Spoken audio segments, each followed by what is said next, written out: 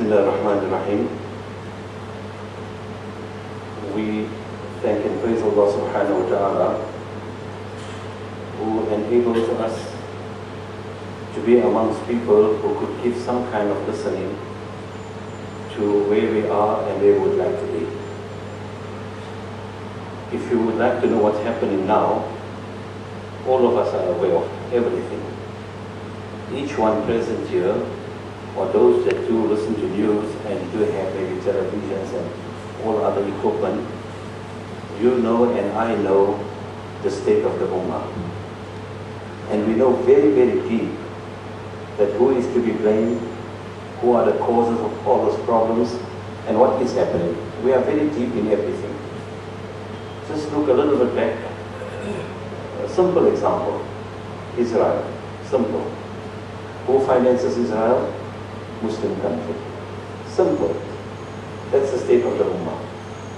So you and I will continuously making dua. You and I will go into sajda, we will march, we will protest, everything.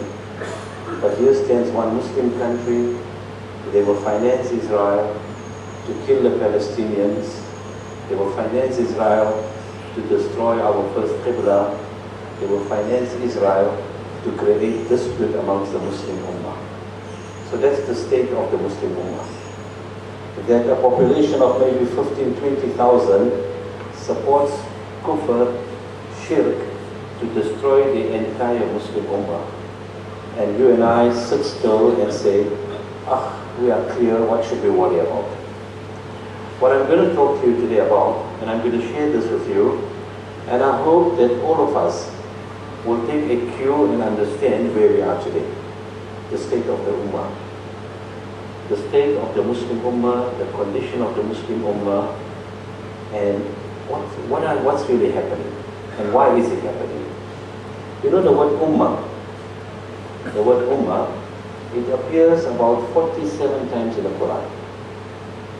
47 times the word ummah appears in the Quran. Remember, 47 times.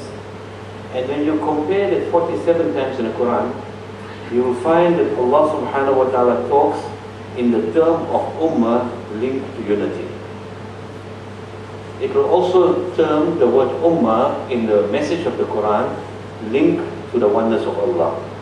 So wherever you come across the word ummah, Allah is so supportive to us that He describes His power and His mercy with us, that we have to be together in order for us to know the state of the ummah that you and I are in today. Let me share with you a few verses of the Quran, but before I get there, before I share with you the few, I want to relate one incident to you. It's not a rumor, it's reality. You know, you get on the radio, if you do something wrong, it's a BCCI or something, you know, Broadcasting Corporation Association. If somebody says something wrong on the radio, then you report it to those people and then they decide who is right and who is wrong. Now, two organizations. One is SENHA, South African National Halal Authority, which we are all part of because they are Muslims. We don't go against the Muslim. Then you get the Channel Islam, also Muslims. Two people. But both are Muslims. Channel Islam goes on to announce, to say that Senha approves chickens that are haram as halal. Okay? They say a certain chicken which is completely haram, Senha says is halal. Now that's said on the radio.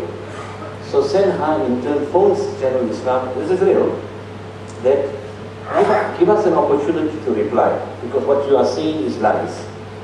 So Channel Islam says we don't give you the opportunity. So now this whole thing, two groups of Maulvis, two groups of ulama are going to sit in front of arbitration by the kuffar, and the kuffar are going to tell these two Muslims, listen, the kuffar are going to tell one of these Muslims, apologize to the other one. So that's the state of the ummah. It's not hearsay, it's reality. Go onto all those websites and you'll see it there. That is the state of the ummah. Okay? Give you another example. You get, like for example, the Ijtima is going to take place now in the nation, Ijtima, you know, Tabligh Jamaat. It's real. They're going to have an ijtima, they're going to do something there, they're going to call people, etc. Then you're going to have soon a Milad al-Nabi also taking place, a massive Milad al-Nabi taking place in Loyal. Good. Two Muslim groups doing something. And both have one idea. How can we all love Rasulullah sallallahu alaihi wasallam? But behind the curtain, there will be some Muslims whispering. Those are British-oriented people, and these are American-oriented people. But both are Muslims. So behind the curtain, someone is whispering. And who's whispering? Most of the time are people whom you and I follow. You and I. We follow them, we read salah behind them, but once they're off the musalla, there's nothing left but to create friction and disunity amongst the Muslim ummah. So is there any way that we're going to win? Is there any way that you and I can say that Islam is going to be the ruling religion, the ruling way, and the most powerful force ever? Can we ever say that?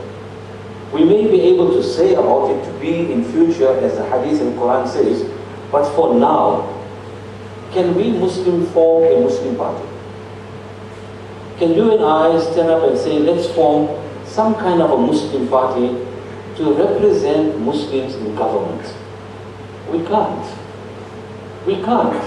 We are the most powerful, but we can't. You know why? Then we start hating each other.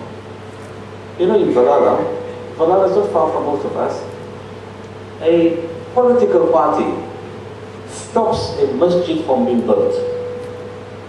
Okay? A political party stops the masjid from being built. The state of the Muslim ummah, we can't talk about it because we are afraid. Afraid of what? What will happen to me? That's where the Muslim ummah sits. So let's go through a few points. Let's just see where did we go wrong and why is it that the Muslim ummah has become downtrodden? Why is it that the Muslim ummah has the most wealth? The Jews don't have money. Don't be fooled by this type of talks. Don't be fooled by this American, don't worry about all its foolish talks. The most powerful nation and the most powerful wealthy people are the Muslims of the world. You know why? Because Muslims have direction when there's wealth. But when it comes to the ummah and unity, we begin to lose direction. Let's share a few words. The Prophet Muhammad, peace be upon him, mentioned, and this was his farewell speech. And I hope and pray that you and I will walk out with a message. And what is our message? Take stock of the state of the Muslim ummah. Remember, it's happening now between you and I. It's happening. What's going to be the outcome of our children and the grandchildren?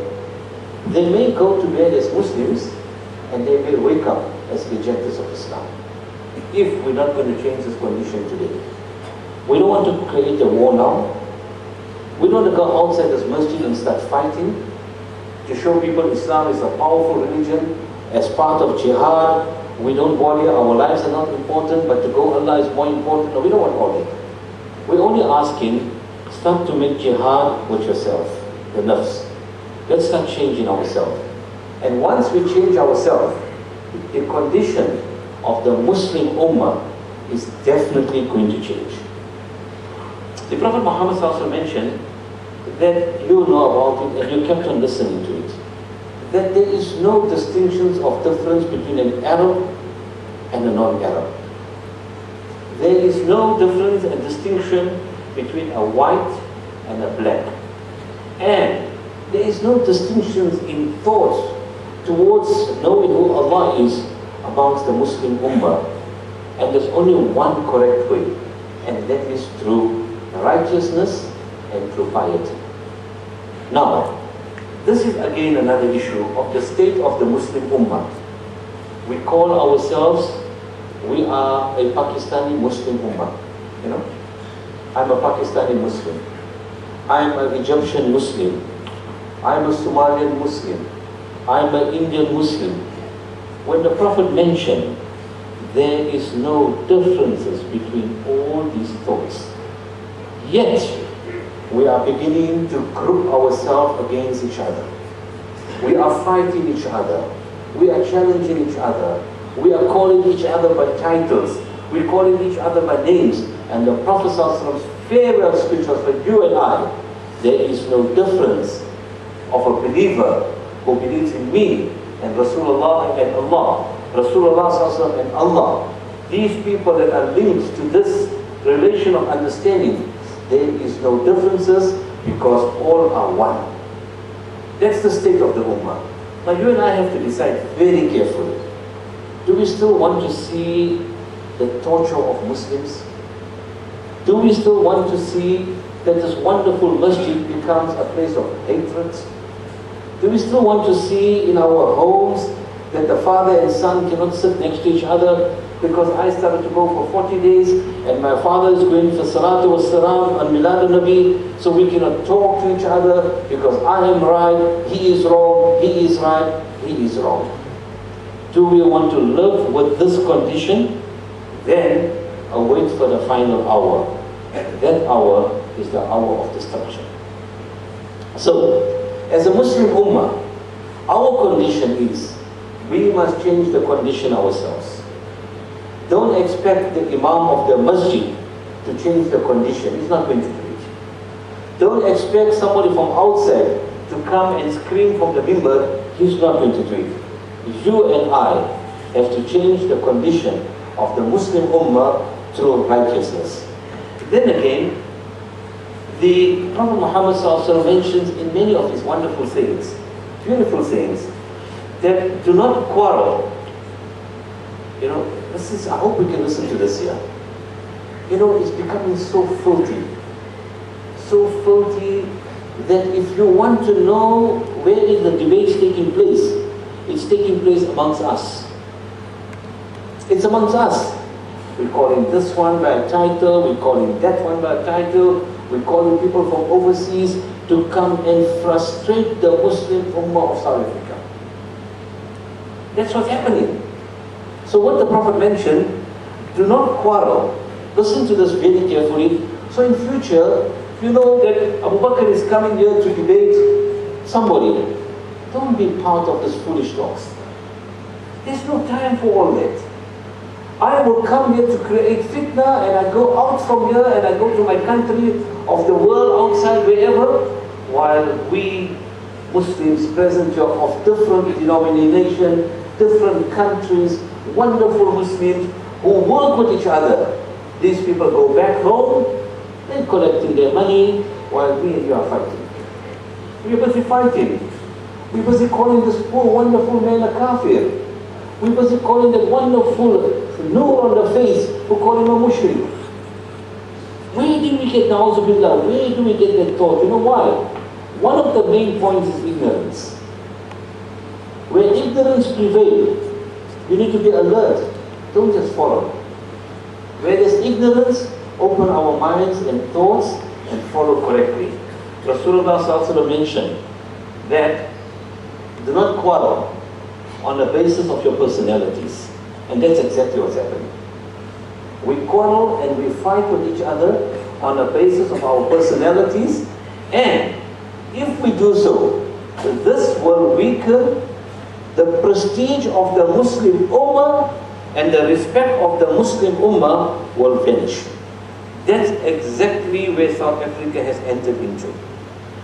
Take it serious. Don't think it's one of those fancy talks again here. It's a talk of reality. Only for those who are interested. If you're not interested, continue the fitna. Continue the facade. Continue the destruction. Do all that, continue. But down the line, there will be a stop. That's the one. Then we go further. We have to know that Allah speaks about, what is this, the Prophet ﷺ speaks about, what is this brotherhood all about? What is this ummah all about? The ummah is the clinching and the clenching of each other. This is how we're supposed to be with each other. What really disturbs and concerns the mind of a human being? I have a lot to say about this imam. Okay? Talk a lot of bad about him. And he in turn talks a lot of bad about me. Myself, Rafiq, we all talk bad about each other.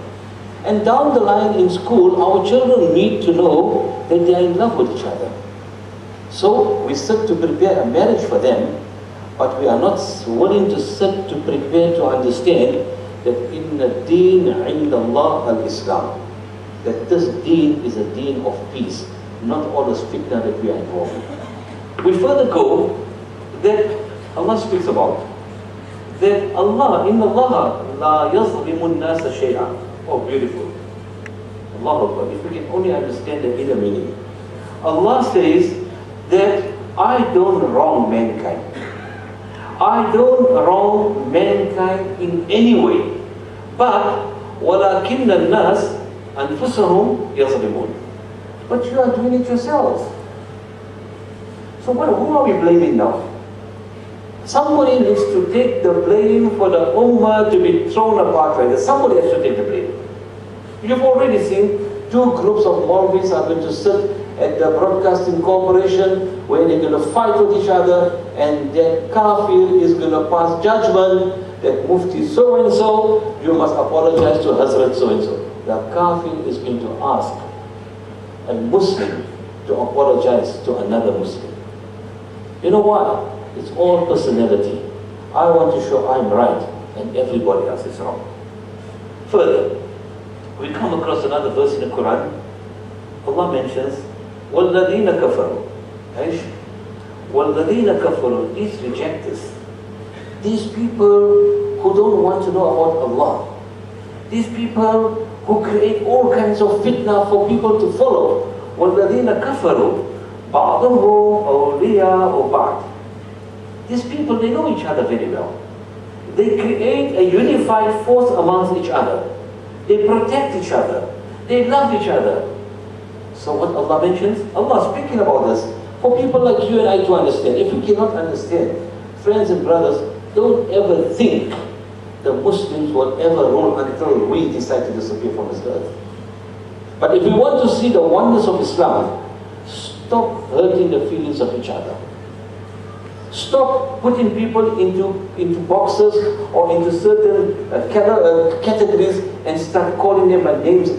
We're talking about this so many times, yet we are doing it in our country, and we have wonderful Muslims, dynamic Muslims from the outside country who can even teach us Islam to the most perfect way because they are coming from there. So what happens here?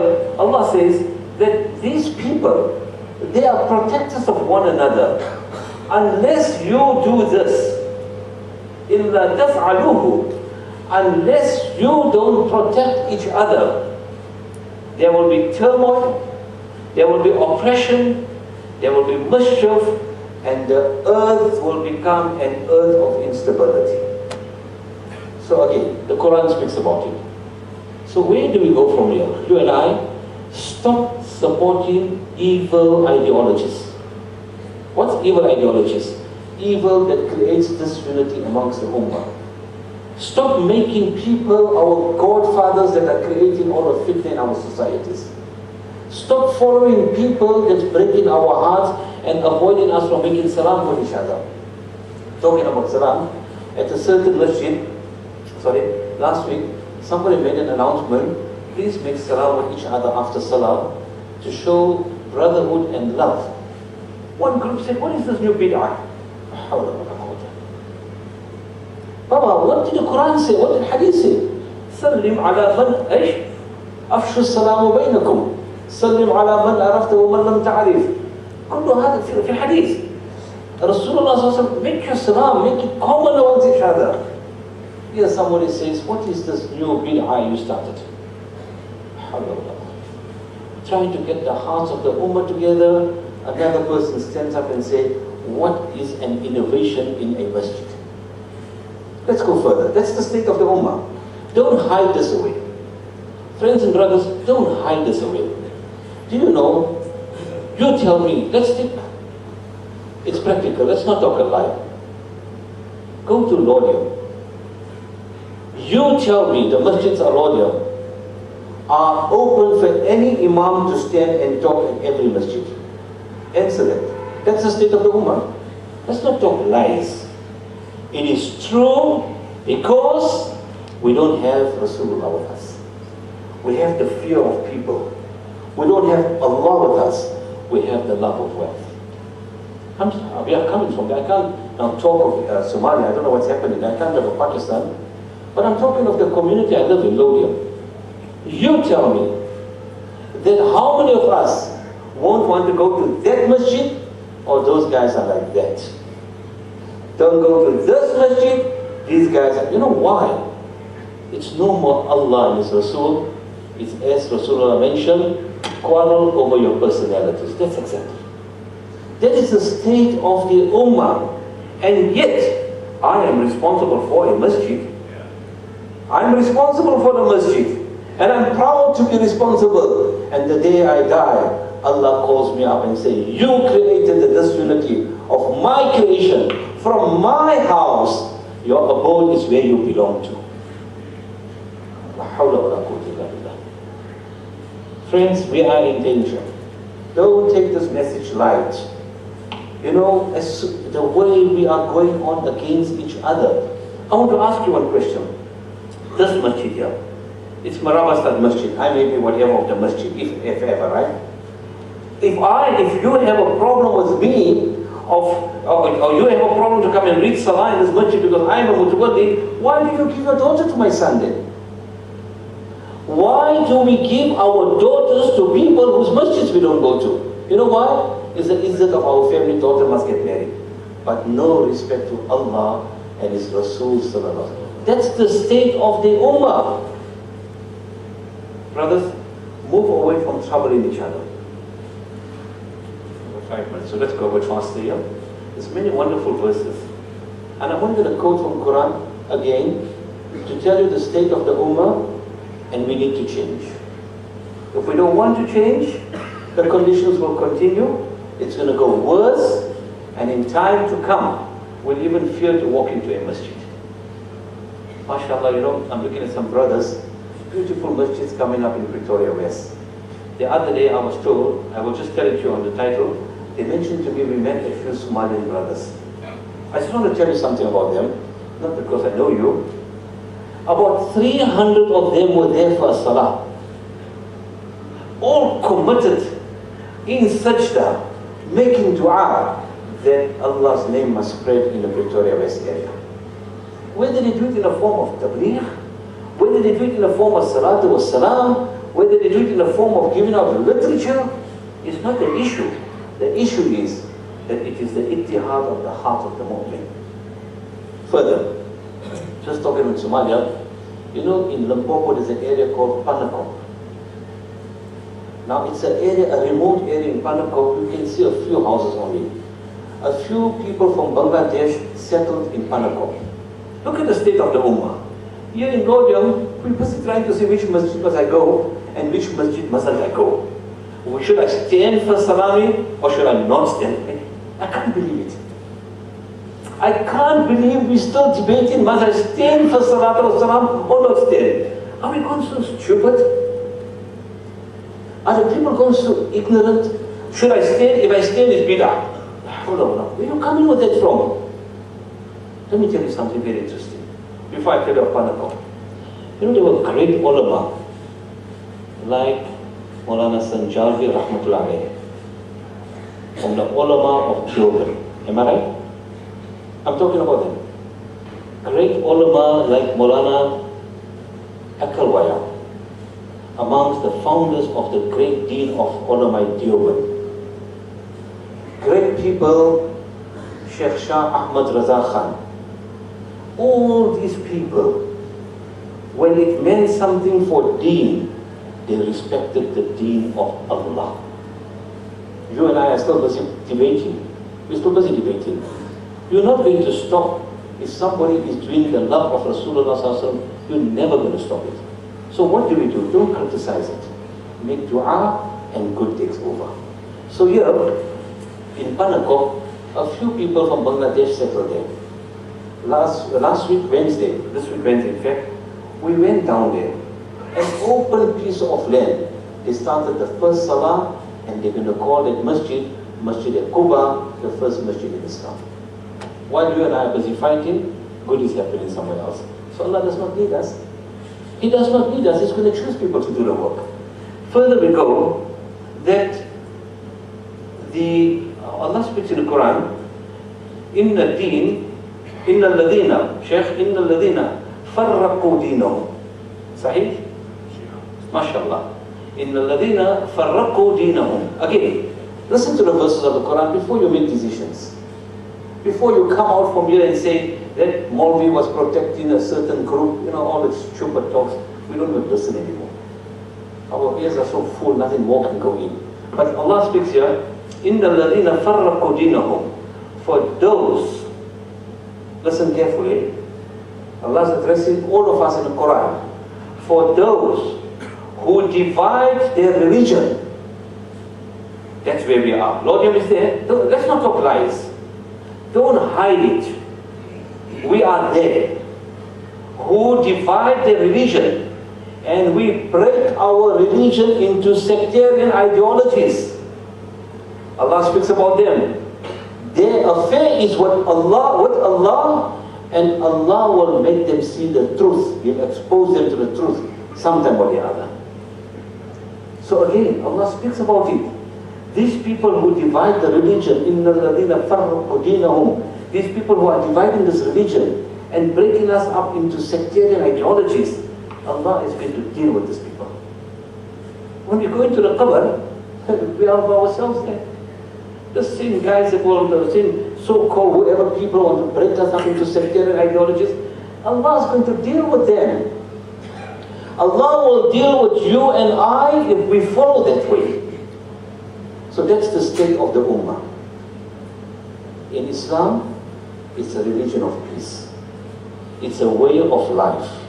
And it's the most perfect way which you and I need to follow. Finally, the Prophet's invitation, which I would like to give you as well. He gave us all that wonderful invitation, and I'm going to share the invite of Rasulullah sallallahu alaihi wasallam. Don't be afraid to even send durood to Rasulullah sallallahu alaihi wasallam. Sometimes you don't know what to talk, That even when somebody says, Inna Allah wa malaikatu yusalluna ala nabi, that becomes an issue. Hey, don't say durood loud. But Allah said, say it. Maulvi Sahib said, don't say it. And then we follow Maulvi Sahib. State of the ummah. Friends and brothers, don't go read 100 sciences to understand the Quran. Open the Quran. Open the Quran, open the Hadith, and start building the love of Rasulullah sallallahu alaihi wasallam. Start understanding the powers of Allah. This world is a wonderful world to live in. It's such a beautiful world, and it's all about the self. So the invite of Rasulullah sallallahu alaihi wasallam is that make peace with the Creator. Allahu Akbar. Rasulullah sallallahu alaihi wasallam is telling us, make peace with Allah. And how does one make peace with Allah? By making peace with ourselves. Stop all these derogative statements. Stop it. You stop it today. If this congregation present here can stop all these foolish talks and all this, ignorant type of ideas and ideologies, inshallah, it's going to start from this masjid. That's the one invite. The second invite of Rasulullah sallallahu alaihi wasallam is that make peace with yourself. Make peace with yourself that when it's salah, perform your salah, that is peace. Like for example now, after the faraz, after the khutbah, 60% of the masjid goes out. We want to be the ruling party, Islam, okay? We all want Islam to be the ruling power. We all wanted to be in love of Rasulullah sallallahu alaihi wasallam. We all wanted to be in the name of the Sahaba Kiram. We all wanted to be in the names of the wonderful wife of Rasulullah sallallahu alaihi wasallam. But when it comes after the Farz Salah, we neglect the Sunnah and we go out. It's a starting point. Here's a starting point for all of us present here. Each person present here. It's the first challenge to see if these verses of the Quran has changed the state of the ummah within ourselves, or it's another talk show here. So our ending point here that after the first salah, don't ignore the sunnah of Rasulullah sallallahu alaihi wasallam. Either you read first 4 rakats sunnah, or 2 rakats, or 2 rakats, or 4 rakats, whichever way it may be. Don't ever, it's up to you of course, but I'm just giving you advice from Quran. Don't forego the sunnah and the true love of Rasulullah sallallahu alaihi wasallam. Love of Rasulullah sallallahu alaihi wasallam is not only in Miladun Nabi. Come on, man. Love of Rasulullah sallallahu alaihi wasallam is not only standing after salah and reciting salatu wassalam and I am the love of Rasulullah. No, Baba. Do it the other way around. What He's asked us to do to perform the sunnah salah. Why don't we do that? Why don't we perform the sunnah salah? So that is not true love. If you choose certain things and ignore other important issues, that's the open sign of a hypocritical Muslim. That is nifaq. That's the state of the ummah. May Allah Ta'ala change the state of the ummah to the best. May Allah Ta'ala make it so that our hearts become united. And may Allah Ta'ala protect us from all these evil talks. All these evil talks of firqa. All these evil talks of disunity. All these evil talks of creating more sectarian ideologies. May Allah Ta'ala make us amongst the intelligent Muslims, that we will remain united and we will stay united, and inshallah Islam will be the name of the hour. Wa akhiru da'wana alhamdulillah.